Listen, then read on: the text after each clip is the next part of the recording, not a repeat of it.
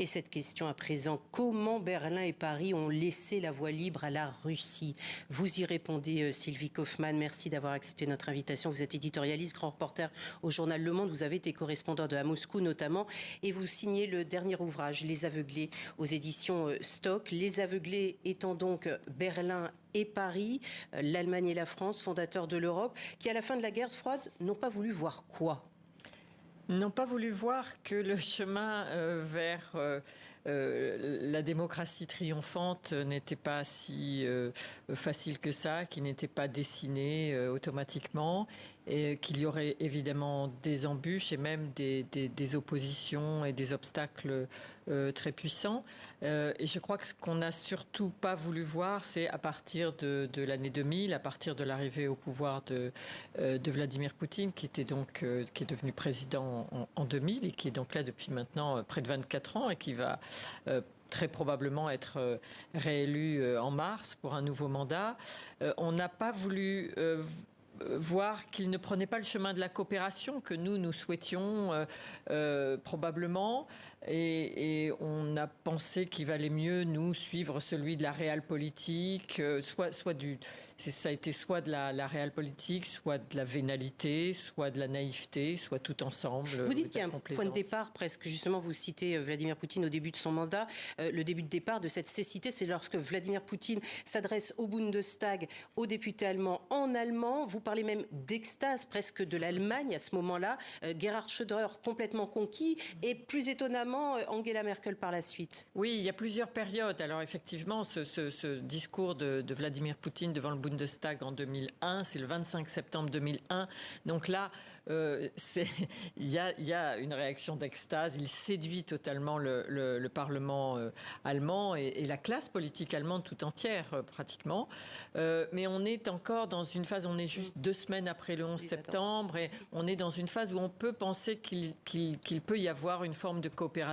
Mais très vite, notamment après la guerre, à partir de la guerre d'Irak des États-Unis, et puis à partir du moment où on voit bien que la politique de Poutine se durcit chez lui, et notamment la conférence de Munich en 2007. C'est à ce moment-là que l'Europe en fait veut pas le voir, mais on comprend que Vladimir Poutine change totalement de stratégie. Alors il le montre, il le manifeste de manière extrêmement claire et assez agressive dans un discours très très dur à la conférence de sécurité de Munich, et qui laisse une partie de l'assistance, ces responsables occidentaux qui sont là en état de choc, mais qui n'en tirent pas la leçon et qui dès le lendemain retournent au business as usual d'une certaine manière, et l'année suivante, c'est l'intervention russe en Géorgie, c'est l'invasion de la Géorgie, État indépendant par les chars russes. Qui est le début, je dirais, presque de cette emprise russe sur les positions européennes jusqu'en février 2022 et l'invasion de l'Ukraine par la Russie de Vladimir Poutine. Comment expliquez-vous qu'on a laissé à ce point-là Vladimir Poutine aller à chaque fois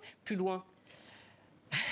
C'est la grande question et c'est malheureusement cette question qu'on paye aujourd'hui avec cette situation très très difficile en Ukraine. Il y a plusieurs motivations. Je distinguerai rapidement celle de l'Allemagne qui est une motivation historique, culturelle, mais surtout économique, avec cet engagement dans une dépendance de plus en plus forte vis-à-vis du gaz russe, la construction de ces deux gazoducs, Nord Stream 1 et Nord Stream 2, que, en effet, comme vous l'avez dit, lancé par Gerhard Schröder, chancelier social-démocrate, et poursuivi et accentué par Angela Merkel, qui, elle, pourtant, est lucide sur la nature de ce pouvoir russe et de son leader, Vladimir Poutine, qu'elle n'aime pas du tout. Donc ça, c'est vraiment une sorte d'énigme sur le comportement d'Angela Merkel et qu'elle va devoir expliquer à un moment ou à un autre. Et puis, du côté français, c'est plus une motivation sécuritaire, c'est un rêve un peu permanent de la puissance française qui est de l'idée que nous avons une responsabilité dans l'établissement d'une sécurité, d'une nouvelle architecture de sécurité européenne et que cette construction de la sécurité européenne ne peut se faire qu'avec la Russie, qui est une autre puissance nucléaire. Jacques Chirac disait déjà il ne faut pas humilier la Russie. Oui. L'a repris Sarkozy, l'a repris ensuite Emmanuel Macron plus récemment, jusqu'à ce que, enfin, justement, cette cécité peut-être et qu'on ouvre enfin les yeux. Que se passerait-il maintenant? On va aller un petit peu plus loin dans les perspectives. Si Donald Trump devait l'emporter à la prochaine présidentielle de novembre aux États-Unis, avec, on le sait, ce coup de frein sur le budget militaire d'aide à l'Ukraine, les Européens, comment peuvent-ils réagir seuls éventuellement si les États-Unis se retiraient de ce plan d'aide? C'est une question majeure, c'est une question énorme et je dirais même, on abuse un peu de ce terme existentiel, mais c'est vraiment une question qui nous renvoie à notre idée de ce que nous sommes et de ce que nous voulons devenir, nous, Européens.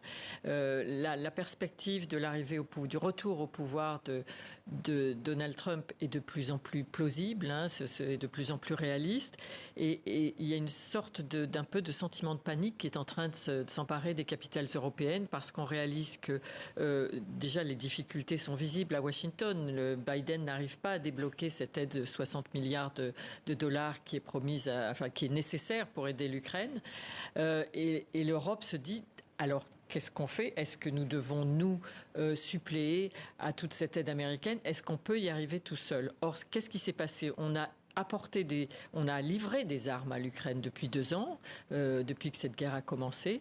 Mais c'était en grande partie des armes qui étaient prises sur les stocks européens. On arrive au bout de ces stocks. On est maintenant dans une guerre de flux. Les Ukrainiens le disent très clairement, ne le cachent plus. Ils sont à court d'armes, ils sont à court de munitions d'une manière vraiment terrible. Et nous sommes à court de stock et nous n'avons pas relancé la production dans les délais nécessaires. Donc on est vraiment en 2024 dans une situation difficile. Et si on ne réagit pas très vite, parce que tout ça se fait quand même dans des délais importants, on va vers une situation encore plus difficile. Merci beaucoup Sylvie Kaufmann et je conseille la lecture donc Les Aveuglés, comment Berlin et Paris ont laissé la voie libre à la Russie. Merci madame d'être venue sur notre plateau.